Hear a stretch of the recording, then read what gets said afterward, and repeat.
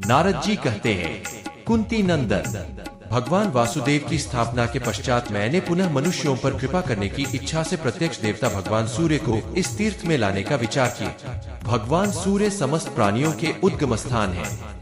वे इस लोक और परलोक में भी सबका अभ्युदय करते हैं। श्री सूर्य देव संपूर्ण विश्व के आधार माने गए हैं। जो भक्ति पूर्वक भगवान सूर्य का प्रतिदिन स्मरण, कीर्तन और पूजन करते हैं, वे निस्संदेह कृतार्थ हो जाते हैं।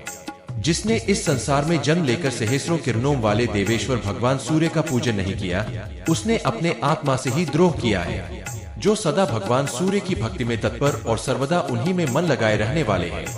जो सदा सूर्य का ही स्मरण किया करते हैं, वे कभी दुख के भागी नहीं होते हैं।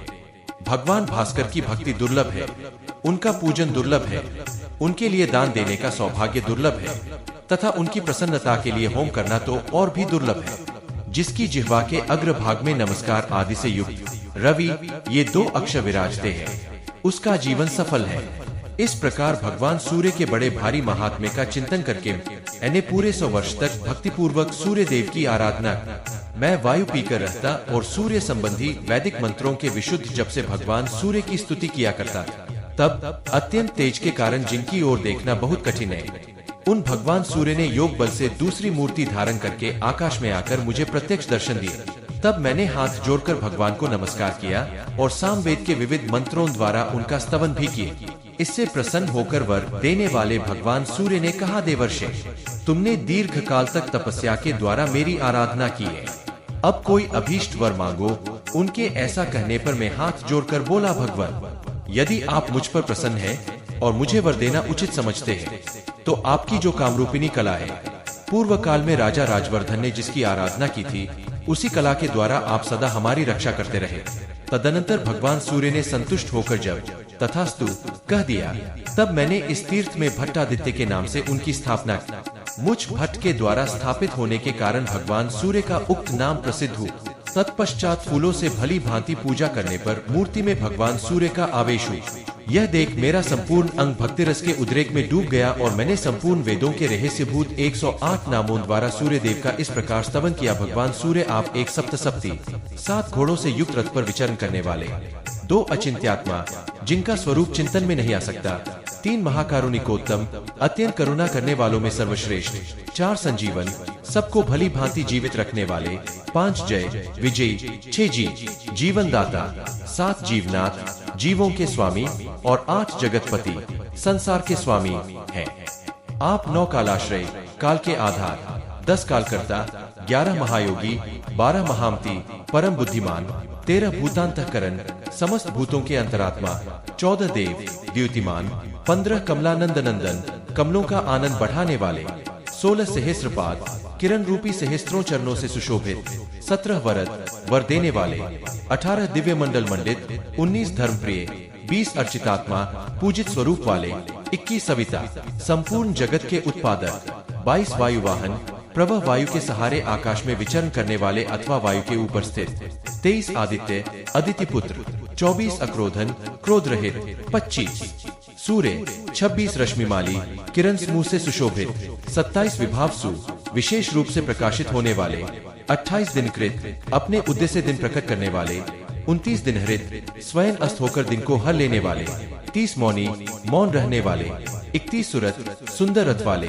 32 रथिनावर रथियों में श्रेष्ठ, 33 राज्ञापति राजाओं के अधिपति, 34 स्वर्ण रेता सुवर्ण रूप बीज वाले, 35 पूषा पोषण करने वाले, 36 त्वष्टा, 37 दिवाकर, 38 आकाश तिलक, 39 धाता धारण पोषण करने वाले, 40 संविभागी दिन रात का विभाग करने वाले, 41 मनोहर, 42 प्राज्ञ विद्वान, 43 प्रज गाप्ती बुद्धि के स्वामी अथवा प्रेरक, 44 धन्य, 45 विष्णु व्यापक, 46 श्रीश शोभा और संपत्ति के स्वामी, 47 भिषकवर अपनी किरणों द्वारा नाना प्रकार के रोगों के निवारण करने वाले श्रेष्ठ वैद्य, 48 आलोककृत प्रकाशक, 49 लोकनाथ, 50 लोकपालन मस्कृत, 51 विदिताशय सबके अभिप्राय को जानने वाले, 52 सुनय उत्तम नीति वाले, 53 महात्मा, 54 भक्तवत्सल, 55 कीर्ति, 56 कीर्तिकर, 57 नित्य, 58 रोचिशनु कांतिमान, 59 कल्मशाप पापों का नाश करने वाले, 60 जितानंद, आनंद को अपने अधीन रखने वाले, 61 महावीर, परम पराक्रमी, 62 हंस, आकाश रूपी सरोवर में हंस के समान विचरण करने वाले अथवा परमात्मा, 63 संहार कारक, प्रलय काल में संवर्त काल रूप से प्रकट होकर संपूर्ण ब्रह्मांड को दग्ध करने वाले, 64 कृत्य,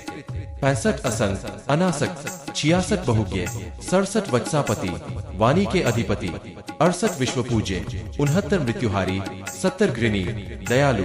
71 धर्म कारण, 72 प्रंतार्तिहर, शरणागतों का कष्ट हर लेने वाले, 73 अरोग, रोग रहित, 74 आयुष्मान, 75 सुखद, 76 सुखी, 77 मंगल, 78 पुंडरीकाक्ष, कमल के समान नेत्रों वाले, 79 व्रती, व्रतों का पालन करने वाले, 80 व्रतफल प्रद, व्रतों का फल देने वाले, 81 शुचि, पवित्र, 82 पूर्ण, 83 मोक्ष मार्ग, 84 दाता, 85 भोक्ता, 86 धनवंतरी, 87 प्रियाभास, जिनका प्रकाश लोकप्रिय है, 88 धनुर्वेद के ज्ञाता, 89 एकराट, आकाश में एकमात्र प्रकाशित होने वाले, 90 जगतपिता, 91 धूमकेतु, अग्निरूप, 92 विद्युत, विशेष दीप्तिमान, 93 ध्वांतहा, अंधकारनाशक, 94 गुरु, 95 गोप्ती, किरणों के स्वामी, 96 कृतातिथ्य, सब लोग अर्घ्य देकर जिनका आतिथ्य सत्कार करते हैं, 97 शुभाचार, पुण्य कर्मों के प्रवर्तक, 98 शुचिप्रिय, पवित्र आचार विचार वाले जिन्हें अधिक प्रिय है, 99 सामप्रिय, सामगान के प्रेमी, 100 लोक बंधु, 101 नैकरूप, अनेक रूप वाले, 102 युगाधिकृत, युगादि के उत्पादक, 103 धर्म सेतु, धर्म मर्यादा के रक्षक, 104 लोक साक्षी, सब लोगों के कर्मों को देखने वाले, 105 खेत, आकाश में विचरने वाले, 106 अर्क, अर्चनीय, 107 सर्वद, सब कुछ देने वाले तथा 108 प्रभु सर्वशक्तिमान है। मेरे द्वारा इस प्रकार 108 नामों से जिनकी भली भांति स्तुति की गई है, वे सर्वलोकप्रिय भगवान सूर्य समस्त लोकों पर प्रसन्न हो। इस स्तुति से प्रसन्न होकर भगवान सूर्य ने मुझसे कहा, देवर्षि, तुम्हारा प्रिय करने की इच्छा से अपनी एक कला द्वारा सदा इस स्थान में निवास करूंगा। जो मनुष्य भक्ति पूर्वक यहाँ मुझ भट्टादित्य की पूजा करेगा, वह कामरूपधारी साक्षात मुझ सहस्त्रांशु के पूजन से प्राप्त होने वाले फल को पालेगा। जो मनुष्य मेरे उद्देश्य से यहाँ थोड़ा या अधिक दान करेगा, उसे मैं सहर्ष स्वीकार करूंगा और उसका पुण्य अक्षय होगा। जो मानव रविवार को अथवा षष्ठी या सप्तमी तिथि को लाल कमल, कहार, केशर, कनेर तथा सोपत्तों वाले महाकमल के पुष्पों से यहाँ मेरी पूजा करेंगे, वे जिन जिन कामनाओं के लिए प्रार्थना करेंगे, उन सबको निश्चय ही प्राप्त कर लेंगे। भक्ति पूर्वक मेरा दर्शन करने से रोग और दरिद्रता का नाश होगा। प्रतिदिन मुझे प्रणाम करने से स्वर्ग की तथा नित्य प्रति मेरी स्तुति करने से मोक्ष की प्राप्ति होगी।